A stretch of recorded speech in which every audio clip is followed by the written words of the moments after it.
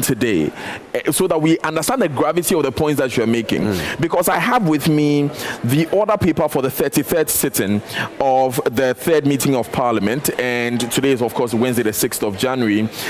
One of the motions that's going to be done is the adoption of the report of Standing Orders Committee on the review of standing orders, which is basically the rules that govern the work that is done here. Those rules are being reviewed. There's also the Finance Committee is bringing a report on the amendment agreement for the financing of the design, construction and furnishing of 7 district hospitals and the tax waiver in the respect of the design, furnishing and construction. Now, why is this important, Kojo? It's important because these hospitals should actually have been completed under the previous administration. I'm not talking about the current administration headed by President Akufo-Addo, the previous administration headed by John Mahama. I know this project very well because one of them was cited in Takrady. What happened was that the loan was secured, a company was contracted to construct these hospitals. Unfortunately, because we could not, first of all, provide our counterpart funding, in some cases they could not find the land to construct these hospitals on, the period for the loan elapsed. Now we are looking at a facility, and one of them actually is in Formina. Well, surprise, surprise. Surprise, surprise. Formina is not represented in this current parliament.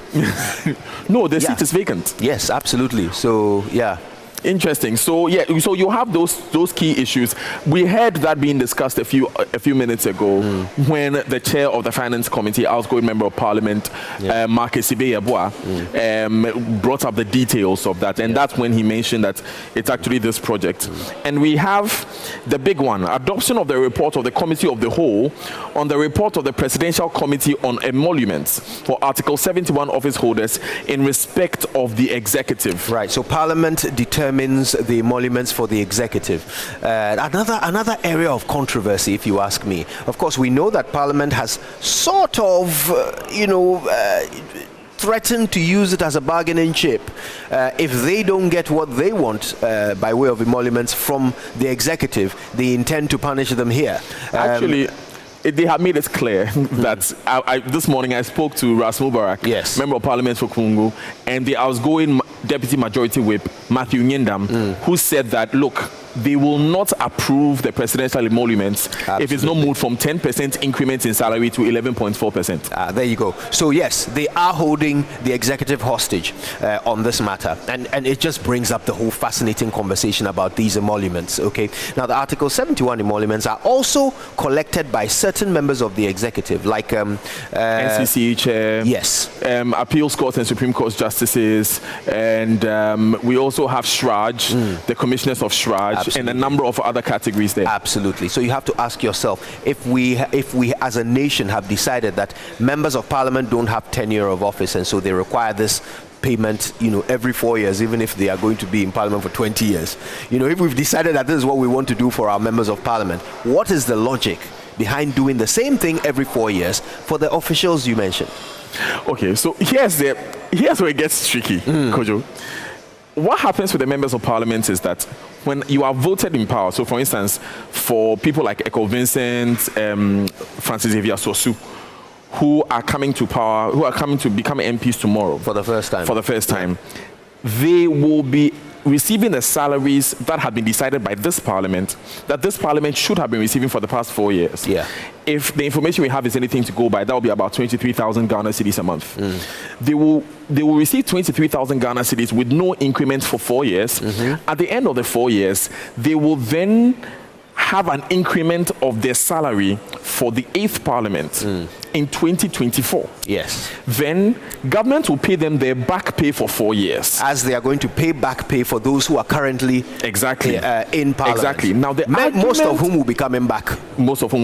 Now, the argument of those exiting is that the members of the executive receive annual increments in salaries. So actually, the reason why they are so specific on 11.4% increment is that they calculated the percentage increment these members of the executive over the past 4 years, public sector workers, for instance, over the past 4 years, and they say that it amounts to 11.4%. So to be fair, give us 11.4% as well. But why are we paying those members of the executive? I remember we're in Parliament, but I'm just asking this general question. Why are we paying those members of the executive these lump sums every 4 years?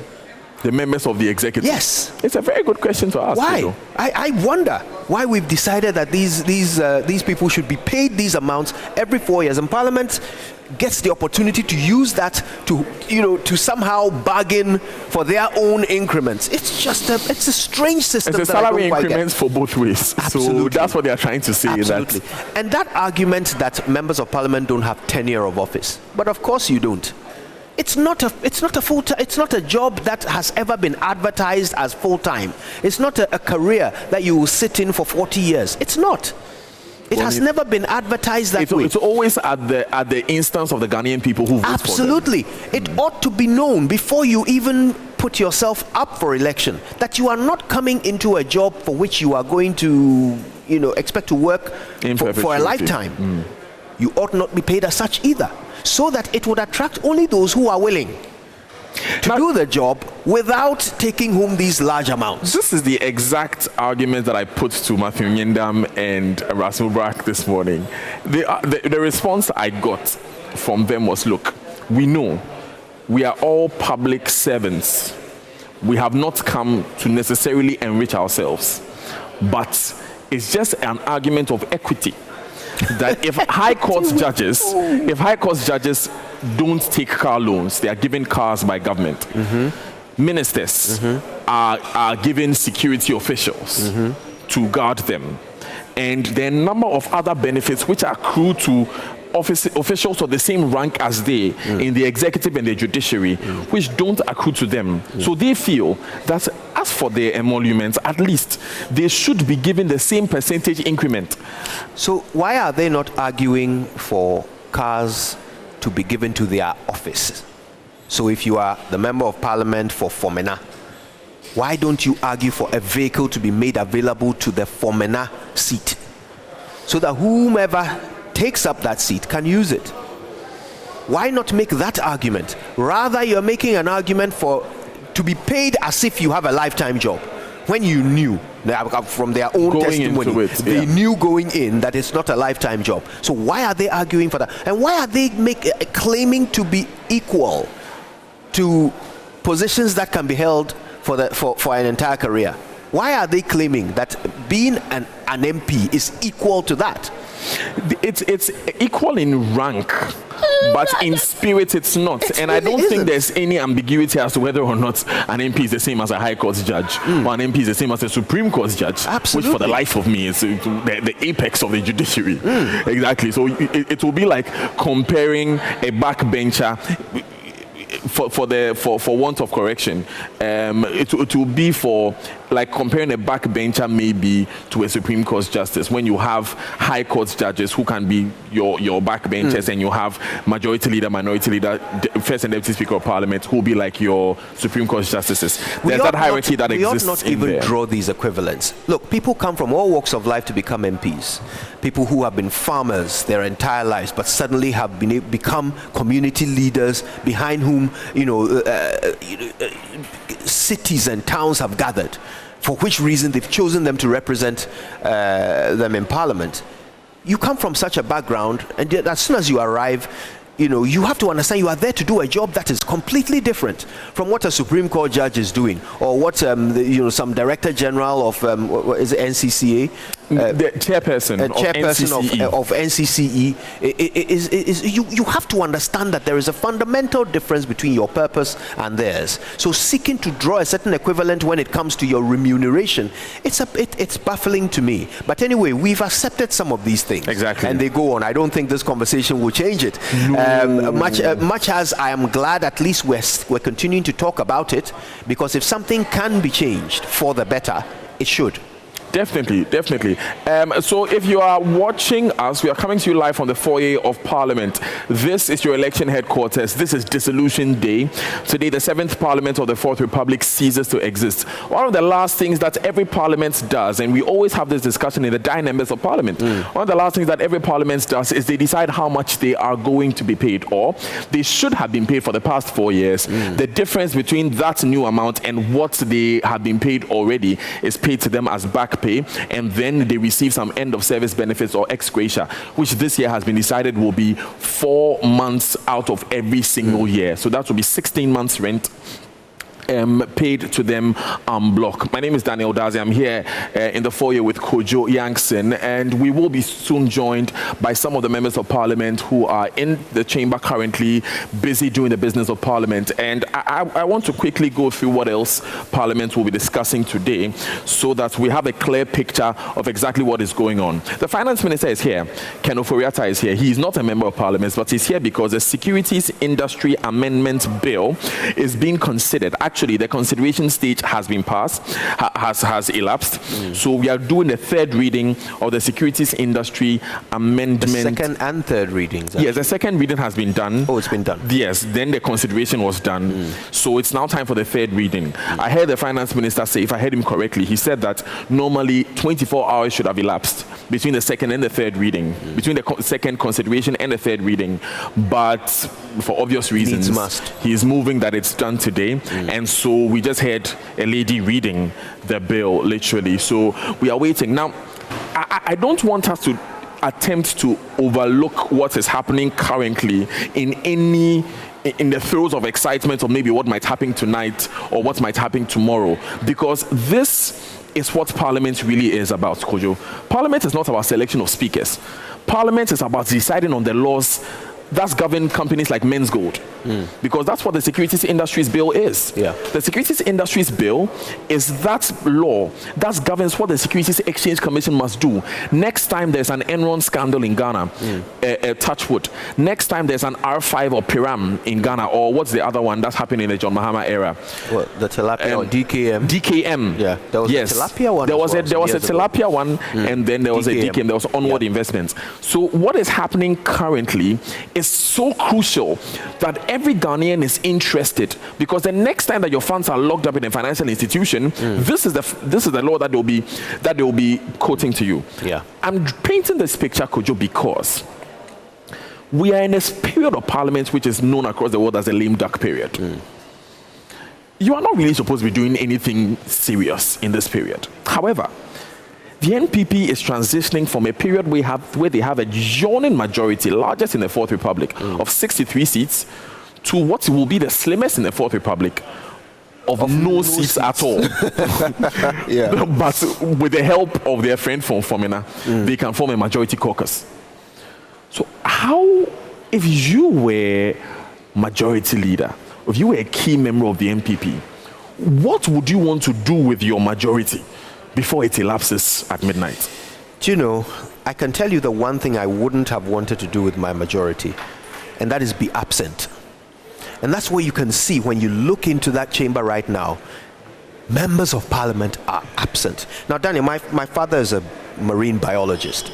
So even if I didn't want to, I ended up picking up a lot of knowledge about biology growing up. And one of the most interesting things I remember learning was about how living things behave just before they die.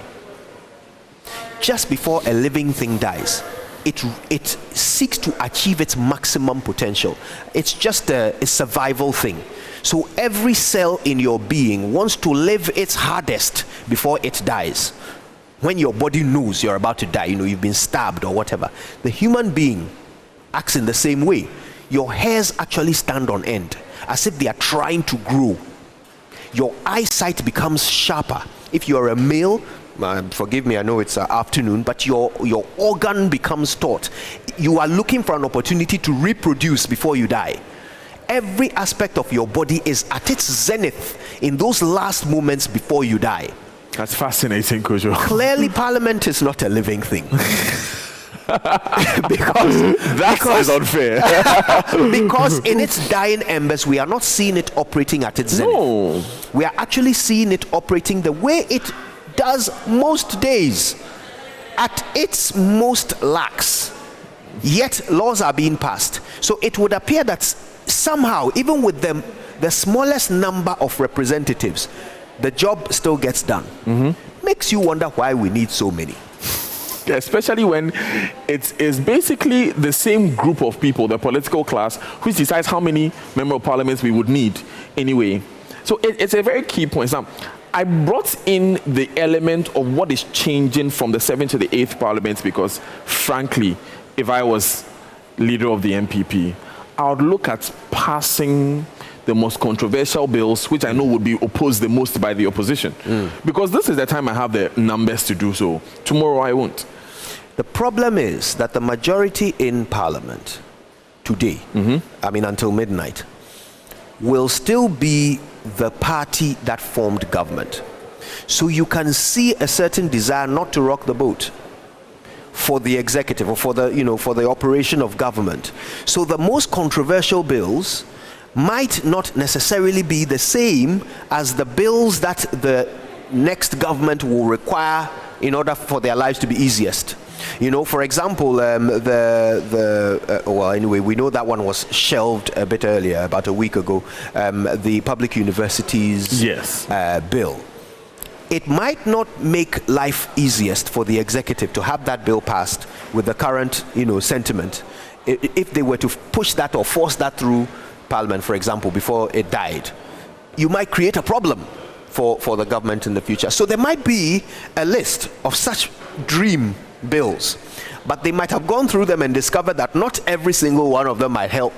But then again, there must have been at least one or two, a few really big item bills that would really boost the ability of government to do its, to fulfill its mandate in the next term, which we ought to have seen, on the floor. But then again, like I said, then they don't seem to be. Show. No. And Kojo, this began to show itself after the last parliamentary primary, which determined parliamentary candidates for the just gone election. We began getting reports that the chamber is almost empty. Yeah. There's no one here. Because it became clear to a number of members of parliament that they won't be coming back. Yeah. Come hell or high water, it won't happen for them because the party did not select them to represent them in the election that had just gone by. So you could see a certain level of commitment wane. There are a few who themselves decided not to run, like our good friend Inusa Fuseni, who has still been very vocal. I had him in our studio even after the election. Someone like Ras Mubarak, who even though he lost his primary and he raised questions about how he lost his primary, he decided he's still going to be active. I had him in my studio this morning. And you would realize, Kojo, that it comes down to how the individual views the importance of his job. If I can use that expression, I use it very advisedly. But it comes down to how they personally feel about their jobs and how they personally feel. I was speaking to Matthew Nyendam and I asked him, what's your plan after this? He said, I'm still politicking. I'm still going to be a big part of this game we call politics. And for someone like him, it would then make sense that even though he's leaving after 2 terms, he's very involved in the public space. So I suppose if you're right, and I believe you are, if you're right, then it tells us even more of a story about what we're seeing in the chamber this afternoon. Those empty seats tell even more of a story. It suggests to us as Ghanaians that perhaps we have been choosing people who don't quite prioritize their jobs to do this job of representing us in Parliament. Because that place is empty. It's empty. Where are they? Where are these people? What do they do? Are they sleeping? So that they can, I don't know, because they have an all-night session coming up. Is that what's happening? But is that the job? I have seen, senators, I have seen congressmen, I've seen members of parliament in the United Kingdom, because of the weight of what they have to consider, coming to the chamber in the morning and staying there for 24 hours to get the job done. I've seen that. So if indeed people are catching a siesta just so they can turn up tonight looking fresh, I would be very concerned. I would be very concerned. It would suggest to me that we may not have chosen the right people. Well, historically, we may not have been choosing the right people or the people with the right attitude. I would say do this job. I would say this though, that if we have decided that we are going to practice a democracy, we must respect ultimately the choice of the people, no matter how these people behave when they come here. The people who selected them have done so. And for instance, for me, I would respect any day the choice of the people of Nigeria, where I'm from, or the people of Kwesimintin, where I've lived most of my life, or the people of Okaikwe North, where I live now. It's not I don't take it lightly. They have chosen, respectively, Evaluator voted NDC, Kwesi Mintim voted NPP, but changed the Member of Parliament. Okai-Queen North maintained Patrick Boama. So you realize that whether they are here or not, they have been selected by their people. And that respect is for the office they occupy. Okay, yes, the people choose certain individuals to occupy those offices, and they choose them for various reasons. And yes, you can't. Which is what I was actually coming to. And that's democracy. The reality, Kojo, is that for some people who make choices on who to represent them in Parliament, their choice is not necessarily about whether or not they will come here. Yeah. Yeah, it's about other things. It's about whether my road got fixed, whether I have street lights, whether he came to my mother's funeral. These are the reasons why people choose MPs. You see, so that may be the reason. But once you get here, there's a job to be done. That's great. There's a job to be done. One of the jobs that must be done, Kojo, is selection of speaker, which will be done tonight. This has been rumored for days that the NDC would present a nominee for the position of Speaker of Parliament. Now we have the official confirmation. I have in my hand a statement which has been released. It's under the letterhead of the NDC. It says National Democratic Congress Statement on Leadership of Parliament in the 8th Parliament. And I'm just going to go through the key points. The Functional Executive Committee of the NDC met on Tuesday, 5th of January 2021, and took the following decisions. 1. Elected members of the Parliament of the NDC shall nominate the Honourable Alban Sumana Kingsford Bagbin, Member of Parliament for Nadoli, for the position of Speaker of Parliament of the 8th Parliament. Now, it goes on to say that he's the longest serving Member of Parliament. He served in a couple of ministerial positions at various times in our history. And the NDC considers Honourable Bagbin as supremely qualified and experienced to steer the affairs in the 8th Parliament. Now, the Functional Executive Committee also resolved that upon a decision being delivered by the Supreme Court in the petition filed to challenge the results of the recently conducted presidential elections, there will be a revision of the leadership of the party in Parliament in order to reflect the exigencies of the 8th Parliament and the demands of the current dynamics in the country. So what they are saying is that when the Supreme Court delivers a decision which they believe will go in their favor, there will be a revision of the leadership of the party in Parliament. Right. So if they are forming government, the leadership of the party in Parliament will change. Okay. Now, in the meantime, the current leadership will continue to serve in their present capacities as leaders of the NDC majority until the conclusion of the petition in the Supreme Court.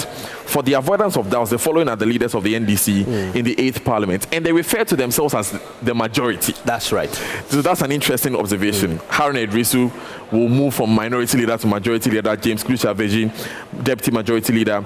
Honorable Muntaka Mubarak will be chief whip. Honorable Ahmed Ibrahim Banda MP, deputy whip. And Honorable Comfort Doyo Gansa, second majority whip, and she is there. It's issued in account the 6th of January 2021, signed by the Honorable Johnson Esiedun Kesia. I'm noticing that Johnson Esiedun Kesia carries the title Honorable.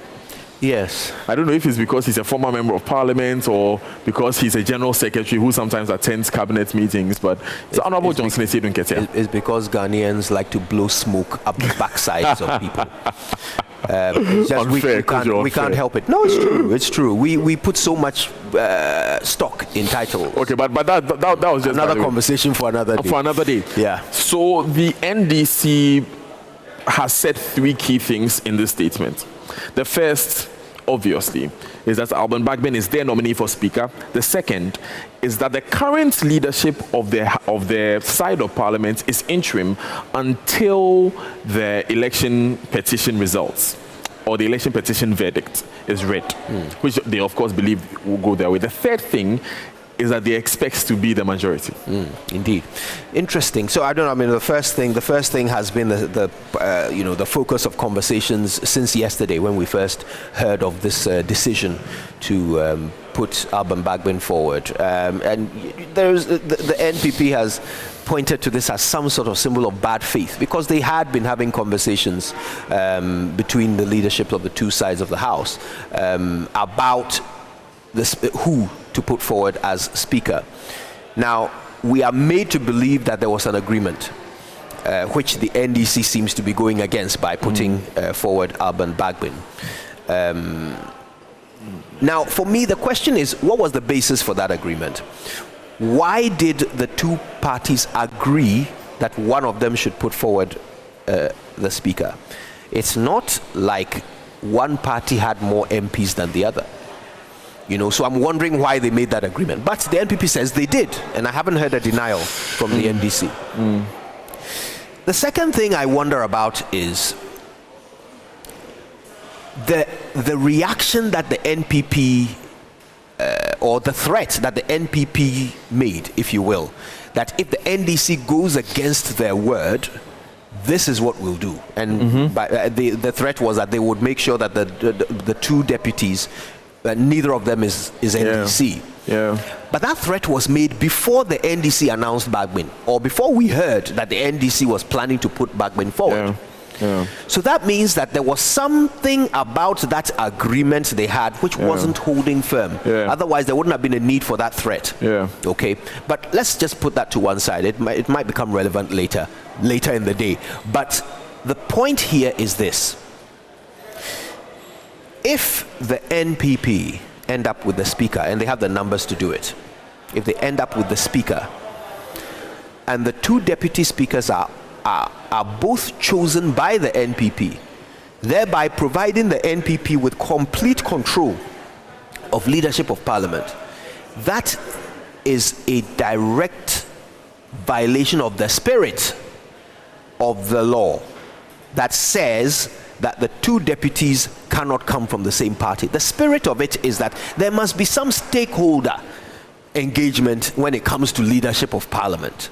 That's the spirit of the law. You can argue that, but the point is, it has happened in the past, where the political leanings of both Speaker first and second were similar. Because Freddie Blay, who was then CPP MP, is now the chairman of the NPP. So you are absolutely right. And again, those were occasions when I would argue that the party in majority violated the spirit of the Constitution. Okay, because the concept is that you ought not have complete control over leadership of Parliament. You ought not. You have the executive. When it comes to Parliament, you have it all, the entirety of control of Parliament. I mean, apart from the committees whose work will have to be approved by the committee of the main anyway. So in essence, you control Parliament, which ought to check the executive in a way that makes the constitutional provision pointless. You see what I mean? So that's what I say. That's what I'm saying. That when you premeditate these decisions, it suggests a certain amount of bad faith. But then there's enough bad faith to go around. Because it would appear that the NDC made an agreement which the NPP can visibly see them violating. And of course, now we see that they have completely gone against whatever that agreement must have been. So there's enough bad faith to go around. And I'm just saying this to state that this will be the color of Parliament for the next 4 years. That's exactly the point I was coming to. It's not going to be working together. And I have spoken to NDC MPs who have told me clearly that, first of all, they don't respond to threats. Because someone told me in 2005, when they entered Parliament, they didn't have anyone in leadership. They won the election in 2008. They were a vibrant majority from 2005 to 2009. So that threat is not something that they necessarily have to respond to. I mean, those were the words of Xavier Sosu. And remember that this is a very narrow majority that can be overturned at any point in time by the absence of for instance, a Minister of Foreign Affairs and his deputy, which is most likely going to happen. You have a Minister of Foreign Affairs is most of the time not around. And if you look at Odikro's ranking, the MPs that have suffered the most have always had Hannah Tete has always suffered. The Shelley Ayoko Boche also suffered a lot, and it goes back a number of parliamentary cycles. And so the NPP does need the NDC to play ball. When it's passing some laws, they will definitely need the NDC to. It's not always that you can issue a 3-line whip and everybody will come from wherever they are. and come to Parliament. There are some who are convinced, Kojo, that because they know what is at stake with this Parliament, MPs will be more responsive, especially MPs who are members of the majority, who are members of the executive.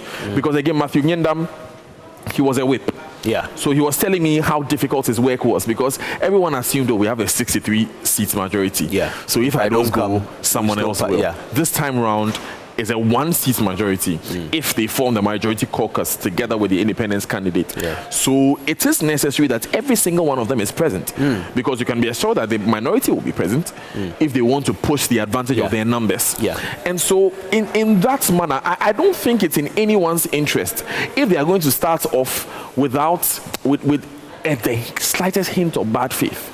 Because what that would mean is that it's going to be a very contentious, already we know the 7th Parliament was both the most hardworking and most controversial. I have never seen a minority stage a walkout during a State of the Nation address. And we are hearing that there might be a walkout sooner than we think. Absolutely.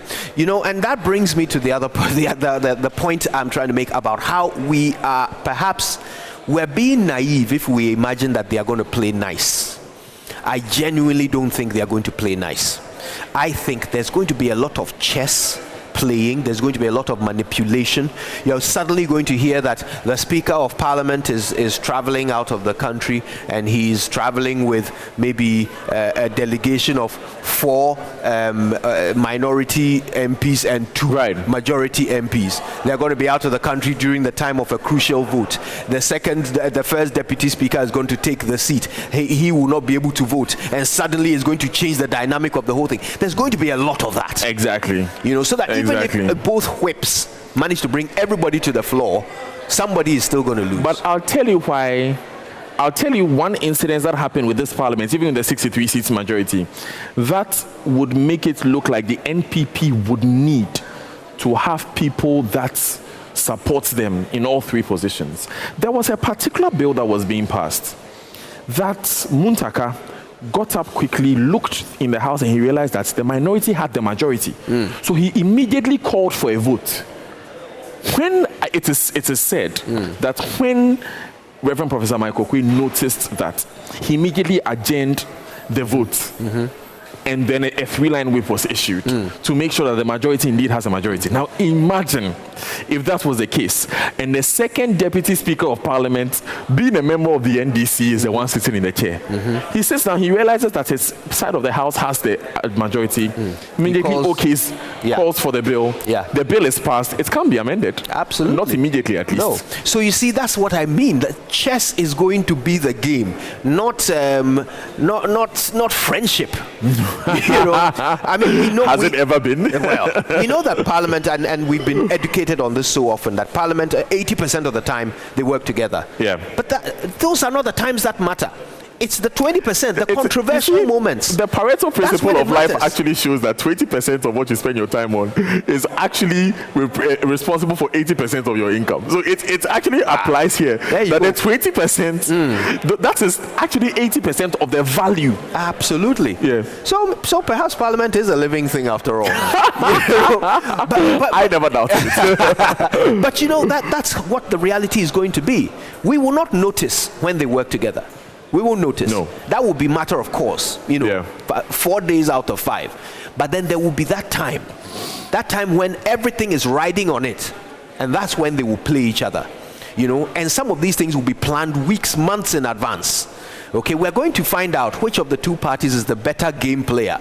But in the end, if the people of Ghana benefit, that's fine. I don't mind at all. That's fine. It will be amusing to watch. But will they benefit? Good question. Will they benefit? If the issue is about the building of some hospital, or the construction of some road, or the approval of some loan that is going to, save lives, will they benefit from the chess that will be played? But I'll tell you one thing the people of Ghana are very good at, and that is pointing fingers, laying blame. They always know whose fault it is that they are suffering misfortune. They are never in doubt about that. So I don't know which political party is going to want to willingly walk into the frame as the one who's causing the delay, or the one who's the reason why you are not getting this bill, you're getting that. I don't know whether the parties are going to be willing, or whether they will even care. what the people will think. That is actually what I was coming to, because Kojo, the reality of the matter is that the two of us can sit here in our nice suits, which yours is excellence, by the way. So yours is lovely. Yeah, being kind. But the two of us can sit here dressed the way we are and have a conversation about what it should be. But I always shudder to think that it suffers the fate of the current attendance conversation, where the two of us are so concerned that the future of the financial industry in this country is being decided by a parliament which is about half empty, if not three-quarters. But the people who sent them here to decide the future of the financial industry are not marking them by that same script. No. I'll give you a good example. The NDC minority was needed to cooperate with the NPP majority in spite of the size of the NPP's majority to ensure that our DCEs are elected in the life of the last parliament. That cooperation did not happen. And I remember clearly that the NDC made it clear on a couple of platforms that they would go ahead with it. They like all the details of it. All of a sudden, we find Professor Atukwam now, a respected legal luminary. He's the one who wrote the book on local government in Ghana, by the way. Bringing up a variation of what we expected to do. The NDC then argued that they expected that the president would nominate 5 persons. These 5 persons will then be elected by the people. Yeah. And this was something that is so important to the development of the country that you can select a DCE. But Kojo, let's ask ourselves a question. Given the 2020 election results, do Ghanaians really care that it is the NDC, as if you want to believe the story of government, do Ghanaians really care that it's the NDC that stood in the way of this important bill being passed? Yeah, you asked the question, right? You know, the criteria by which MPs are chosen by the people. And that's the thing. We say it's a democracy, so in essence, the customer is always right. Okay, so the people will choose them for whatever reason. I know people who chose MPs because they were handsome. I know a lot of people who did. Right?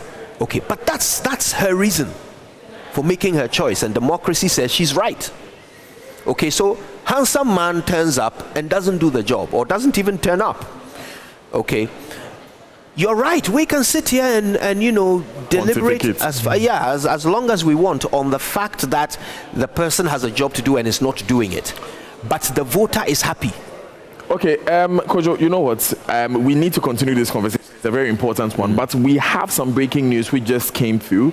So let's reconnect with Evans Mensah, who is standing by at the JoyNews studio back at the multimedia group in Kokomlemle, to hear what is happening. We understand it has to do with who will come tonight when the new parliament is being sworn in. So Evans, if you can hear me, what is this news that the world must hear?